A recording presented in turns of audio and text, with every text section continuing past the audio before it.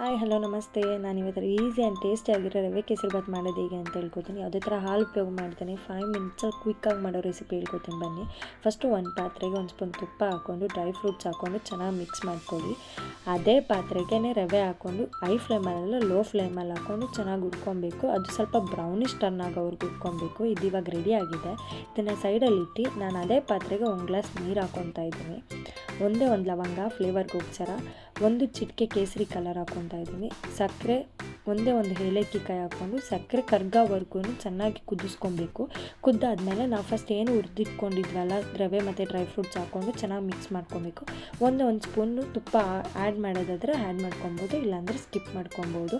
ಇದಂತೂ easy and tasty ಆಗಿರೋ recipe. ಯಾರು ಮನೆಗೆ ಗೆಸ್ಟ್ ಬಂತು ಅಂದರೆ 5 ಮಿನಿಟ್ಸಲ್ಲಿ ಮಾಡೋ ರೆಸಿಪಿ ಇದು. ನೀವು ಮನೇಲಿ ಟ್ರೈ ಮಾಡಿ ಹೇಗಿದೆ ಅಂತ ನನಗೆ ಕಮೆಂಟ್ ಮಾಡಿ.